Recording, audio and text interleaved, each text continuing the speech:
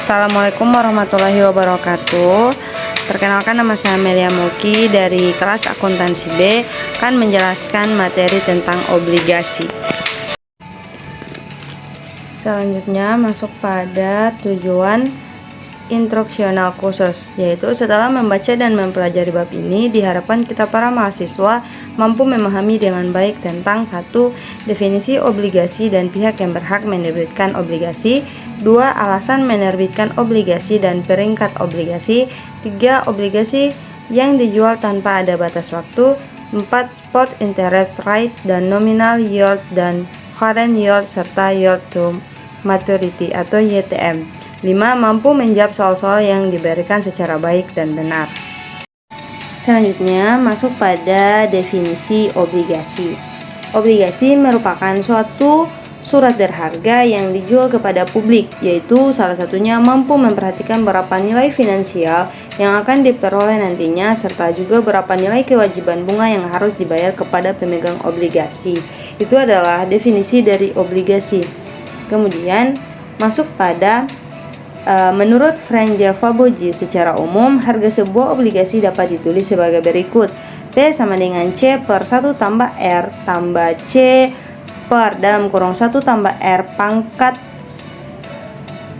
2 tambah C per dalam kurung 1 tambah R pangkat 3 tambah titik tambah C per dalam kurung 1 tambah R pangkat N tambah M per dalam kurung 1 tambah R pangkat N, di mana P adalah harga dalam kurung dalam jenis mata uang seperti rupiah, dolar, yen, dan lainnya.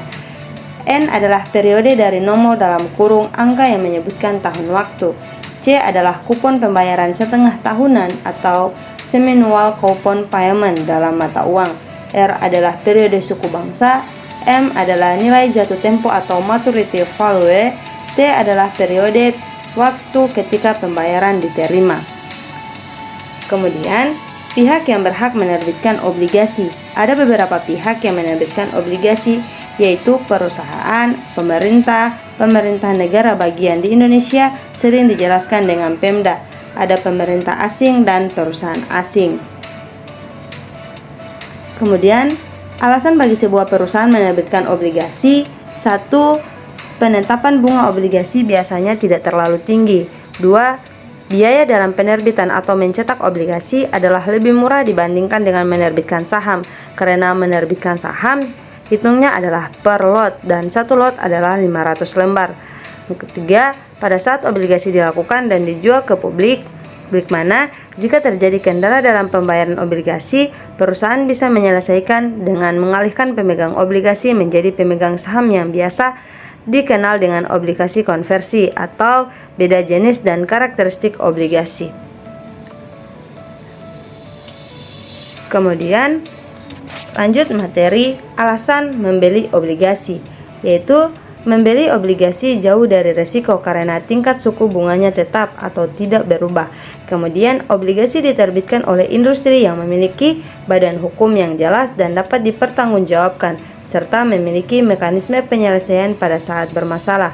Kemudian, seorang investor yang membeli obligasi dapat mempertahankan obligasi yang dimilikinya hingga jauh tempo tiba dan selanjutnya mengambil atau memperoleh pendapatan tersebut untuk diinvestasikan kembali.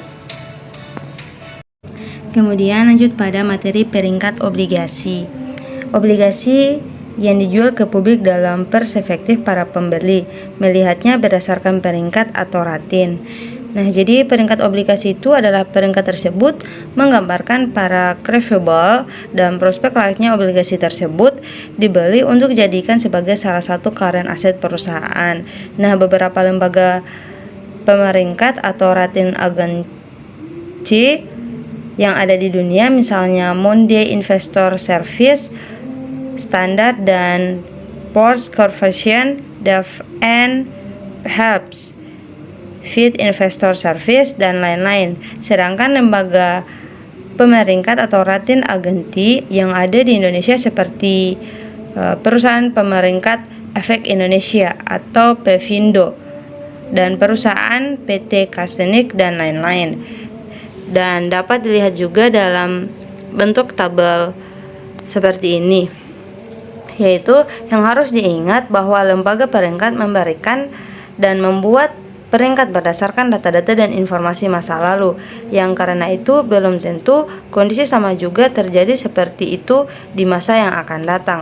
Dan ini sebagaimana ditegaskan dan Diana Laura Darmawan bahwa peringkat masing-masing obligasi dan lembaga pemerintah pada kenyataannya tidak dapat menjamin dengan pasti tingkat pengembalian terhadap para investor. Nah, selanjutnya masuk pada materi komersial paper, yaitu obligasi adalah termaksud dalam kategori komersial paper. Komersial paper memiliki beberapa ketentuan, yaitu tercantumnya nilai nominal, adanya waktu deadline, kapan harus dibayar, dan menjelaskan nama penerbit. Bila kita memposisikan obligasi masuk dalam kategori komersial paper, maka artinya obligasi tersebut diterbitkan dengan alasan-alasan yang jelas dan kuat. Kemudian, komersial paper menurut Kamarudin Ahmad atau 6 bentuk risiko kepemilikan surat berharga, yaitu 1. Risiko keuangan, 2. Risiko tingkat bunga, 3. Risiko daya beli, 4. Likuiditas dan risiko pasar, 5. Risiko pengenaan pajak, dan 6. Risiko biaya. Kemudian, jenis obligasi berdasarkan penerbitan. Jika melihat dari segi penerbitan, maka jenis obligasi tersebut ada 4, yaitu Treasury Bond atau TB. Treasury Bond adalah obligasi yang diterbitkan oleh pemerintah seperti Departemen Keuangan atau Bank Sentral suatu negara. Kemudian Corporate Bond atau CD. Corporate Bond adalah obligasi yang diterbitkan oleh perusahaan. Kemudian Municipal Bond atau MB. Municipal Bond adalah obligasi yang diterbitkan oleh pemerintah negara bagian dan biasanya pemegang obligasi ini dibebaskan dari pajak. Kemudian Foreign Bond atau FB. Foreign Bond adalah obligasi yang diterbitkan oleh negara asing dan salah satunya risiko adalah risiko dalam bentuk foreign currency atau mata uang asing. Selanjutnya, suku bunga dan jangka waktu obligasi. Suatu bunga dan jangka waktu obligasi memiliki keterkaitan dalam bentuk memberikan ketetapan. Untuk ini, ada 2 bentuk keputusan yang biasa berlaku atau diterapkan oleh pemerintah dan perusahaan, yaitu obligasi dengan jangka waktu pendek atau short term memiliki suku bunga yang lebih rendah daripada obligasi yang jangka panjang. Untuk lebih jelasnya, kita dapat lihat pada gambar di samping ini. Jadi ini adalah gambar yang saya jelaskan tadi, yaitu tentang jangka waktu pendek dan suku bunga yang memiliki obligasi jangka panjang. Kemudian ada 3 alasan mengapa suku bunga obligasi dengan tenor 5 hingga 10 tahun berbeda suku bunganya, yaitu pertama, obligasi adalah surat utang. Nah, surat utang ini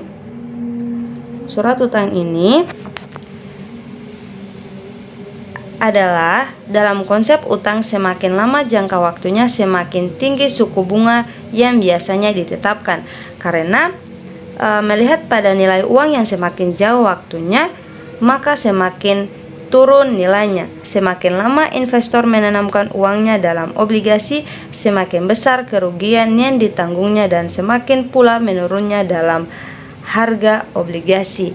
Itu adalah obligasi adalah surat utang. Kemudian yang kedua, yaitu konsep timeline atau garis waktu yang terus bergerak ke depan. Yang kedua ini yaitu yang terus bergerak ke depan, yaitu melihat pada penggunaan uang, semakin cepat digunakan semakin baik, karena semakin cepat bisa di turnover kan, bisa cepat di turnover secara otomatis risiko juga menjadi lebih tinggi. Sedangkan investor adalah mereka yang memiliki karakteristik penghindar risiko. Dengan begitu, rekomendasi yang dibuat adalah sulit memperoleh keuntungan dalam jangka waktu yang singkat, yaitu 5 tahun, maka investor guna menghindari kerugian atau memutuskan untuk mendapatkan keuntungan dalam bentuk yield yang hanya 10,5% saja. Kemudian yang berikutnya itu, yang ketiga adalah konsep inflasi, bahwa inflasi itu sifatnya struktural dan terus naik dalam waktu ke waktu, sementara inflasi adalah menurunnya nilai uang dan naiknya harga barang.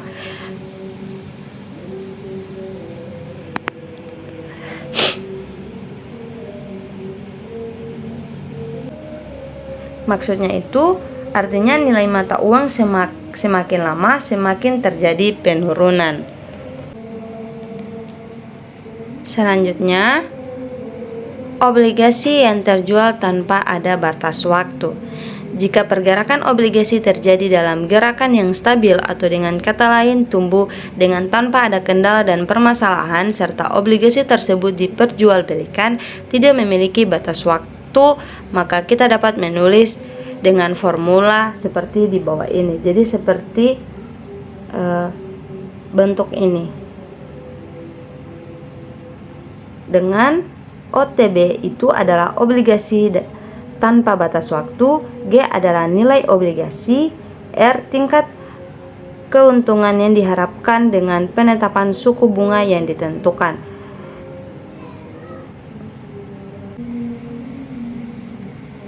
Selanjutnya, pada gambar tersebut terlihat garis obligasi atau bond line pada gambar ini. Pada gambar yang ini itu adalah bergerak lurus mengikuti waktu. Itu terjadi karena nilai obligasi adalah tetap atau tidak berfrekuensi, yaitu misalnya 4 juta, misalnya 4 miliar, maka tiap tahun adalah 4 miliar hingga pada akhir periode.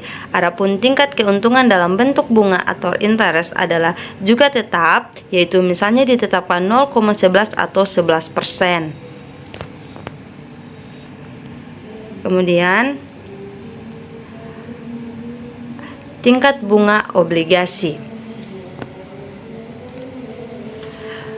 Berbeda-bedanya tingkat bunga obligasi sangat tergantung pada dua hal, yaitu satu, waktu jatuh temponya suatu obligasi, atau suatu obligasi yang mempunyai waktu jatuh tempo yang berbeda akan mempunyai kepekaan yield obligasi yang berbeda pula. Kemudian premi risiko obligasi atau premi risiko terkait dengan premi yang diminta oleh peminjaman sebagai kompensasi atau risiko yang ditanggungnya. Kemudian spot interest rate. Spot interest rate merupakan tingkat bunga dari obligasi yang hanya mempunyai satu arus kas bagi pembeli obligasi tersebut atau sign hosnan. Obligasi dengan satu arus kas seperti ini sering disebut juga dengan zero coupon bond dan par discount bond. Mengenai pengertian dari zero coupon dan par discount bond dapat dilihat di atas. Nah, ini nominal yield dan current yield. Yield merupakan hasil yang diperoleh dari menginvestasikan sejumlah dana pada suatu obligasi. Nominal yield merupakan tingkat bunga atau kupon dari suatu obligasi. Contohnya, PT Hayam Muruk Perkasa menerbitkan obligasi tingkat suku bunga adalah 12,5% per tahun. Maka artinya nominal yield obligasi tersebut adalah 12,5%. Current yield adalah rasio tingkat bunga obligasi terhadap harga pasar dari obligasi. Adapun rumus untuk menghitung current yield adalah ini. CY sama dengan CI per PM, yaitu di mana CY adalah current yield dari obligasi tersebut, CI adalah coupon interest atau kewajiban membayar kupon obligasi pada tahun, yaitu PM adalah market price of bond atau harga pasar dari obligasi. Kemudian masuk pada contoh soal. Contoh soal pertama, diketahui PT Mahesa Dewa melakukan pembayaran obligasi per tahunnya adalah 45 juta dan harga yang ditetapkan adalah 485 juta. Maka selanjutnya kita dapat menghitung current yield-nya adalah, maka kita memperoleh current yield adalah sebesar 11,69%. Ini dapat dilihat pada contoh soal ini. Kemudian lanjut pada contoh soal kedua. Informasi diperoleh bahwa manajer keuangan PT Nirkata Budi pembayaran obligasi per tahunnya adalah Rp133. Adapun harga yang ditetapkan sebesar 450 juta. Maka selanjutnya kita dapat menghitung current yield sebagai berikut.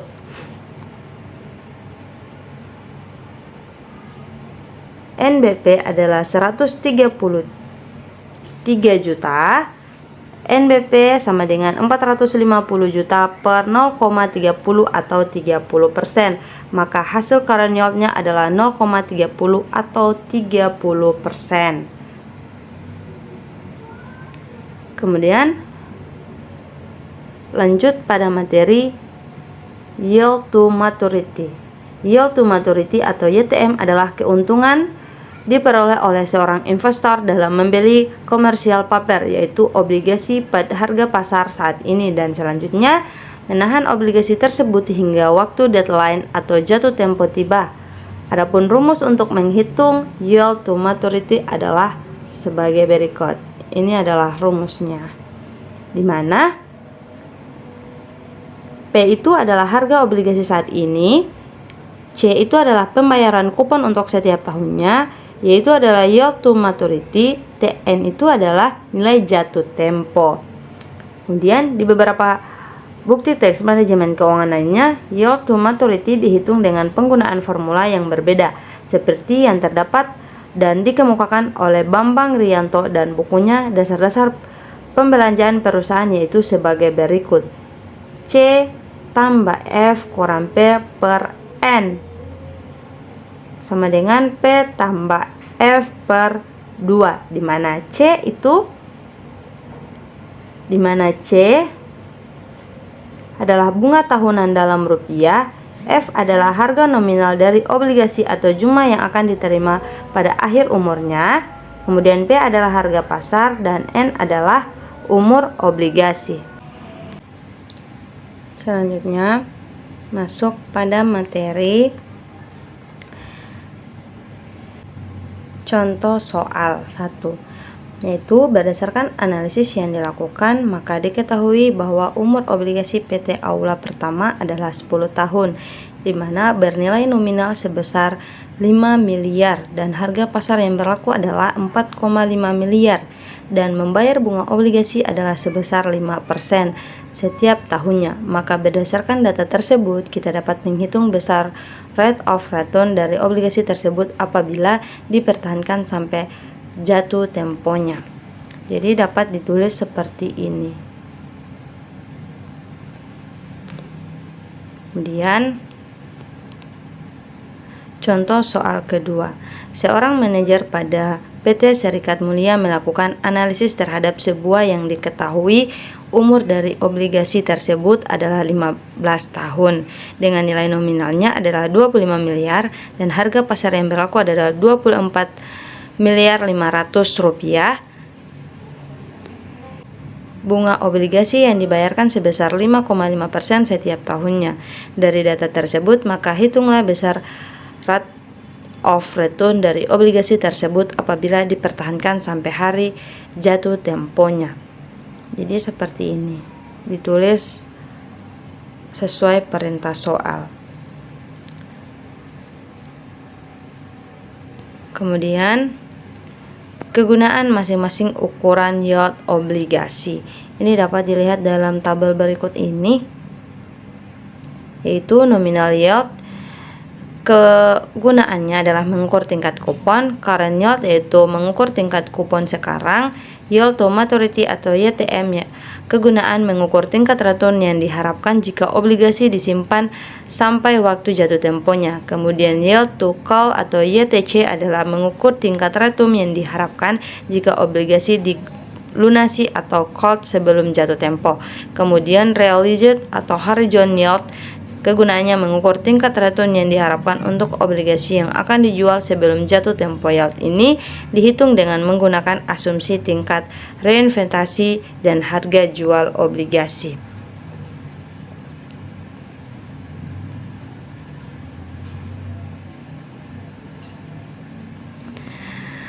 Baik, hanya itu yang dapat saya sampaikan. Semoga dapat bermanfaat. Mohon maaf bila ada kesalahan.